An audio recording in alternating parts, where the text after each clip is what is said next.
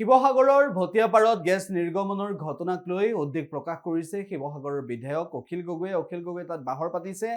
অখিল গগৈ ৰাইজৰ কাষত আছে আৰু শেহতীয়াভাৱে এই ক্ষেত্ৰত ONGCৰ সৈতে আলোচনাত বহাৰ পৰৱৰ্তী সময়ত কেনেধৰণৰ উত্তৰ পালে সেয়া অৱগত কৰিছে শিৱসাগৰৰ বিধায়কগৰাকীয়ে।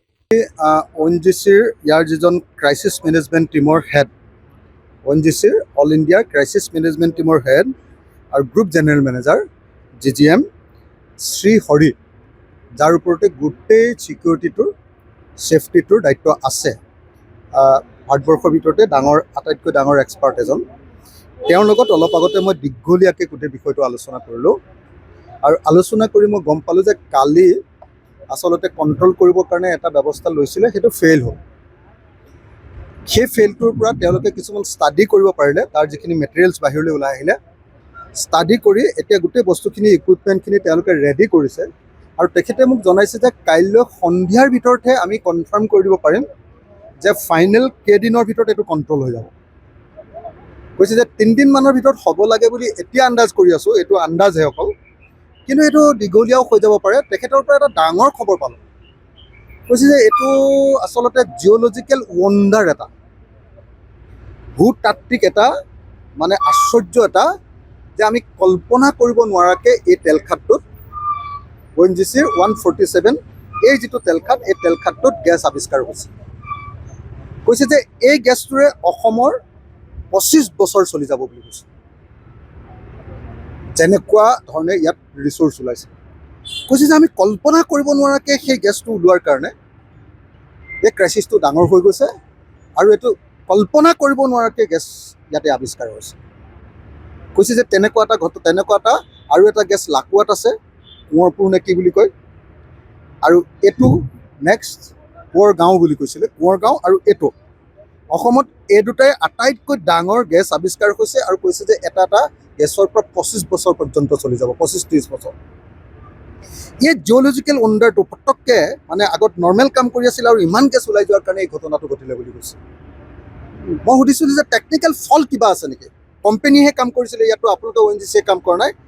কৈছে যে টেকনিকেল, তেওঁলোকৰ মতে, হয়নে নহয় মই নাজানো, তেওঁলোকৰ মতে ইয়াত টেকনিকেল ফল্ট একো কৰা নাছিলে, যিখিনি কৰিবলগীয়া আছিলে সেইমতেই কৰি আছিলে, কিন্তু ইমান বেছি গেছ ওলাই গ'ল যে এইটো জিঅ'লজিকেল ৱণ্ডাৰ, তাৰ ফলস্বৰূপে এই ঘটনাটো ঘটিলে বুলি কৈছে। তাৰপাছত মই মনোজ ভাজনী, এছেট ছাপৰ্ট মেনেজাৰ, তেওঁৰ লগতো কথা পাতিলোঁ। Jayanta Mukhopadhyay, group general manager, তেওঁৰ লগতো কথা পাতিলোঁ আৰু মই তেওঁলোকক কৈ দিছোঁ যে দিনটোত ৰাতিপুৱা আৰু গধূলি দুবাৰ মেডিয়াক তেওঁলোকে ব্ৰিফ কৰিব লাগে, মেডিয়াক তেওঁলোকে কথাখিনি ক'ব লাগিব। তেওঁলোকে কথাখিনি ক'ম বুলি কৈছে।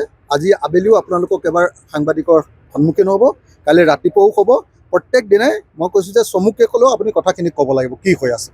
তেখেতে ক'ম বুলি কৈছে।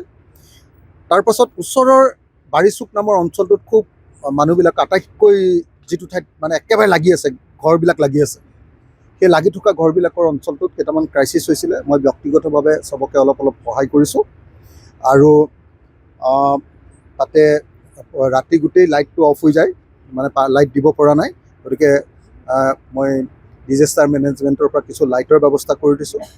SPক কৈ তাতে ছিকিউৰিটিটো ভালকৈ আজিৰ পৰা দিবলৈ ব্যৱস্থা কৰিছোঁ। এনেই আছে, তাৰোপৰি মই তাতে অলপ ভাল ব্যৱস্থা কৰি দিবলৈ দিছোঁ, আন্ধাৰ হৈ থাকে যিহেতু। আৰু তৃতীয়টো আপোনাৰ মেডিকেলৰ কাৰণে মেডিকেল ব্যৱস্থা এটা মই আমাৰ জইণ্ট ডাইৰেক্টৰ আৰু ONGC দুয়োটাকে লগ লাগি কাম কৰিবৰ কাৰণে ব্যৱস্থা কৰিব দিছোঁ। কাইলৈৰ ভিতৰত এটা তাত কেম্প কৰিব দিছোঁ নতুনকৈ, এইখিনি কৰিবলৈ দিছোঁ। এতিয়া মূল কথাটো হ'ল যে মানুহে সাংঘাতিক ধৰণৰ আতংকৰ মাজত আছে। অনবৰতে এটা চাউণ্ড লৈ আপোনালোকে চাওকচোন, চাউণ্ড লৈ যিকোনো সময়তে যিকোনো ঘটনা ঘটিব পাৰে, তাৰ টেনশ্যনত আছে। বহুত মানুহৰ ঘৰৰ কিমান ক্ষতি হৈছে আপোনালোকে ভিতৰলৈ গ'লে গম পাব।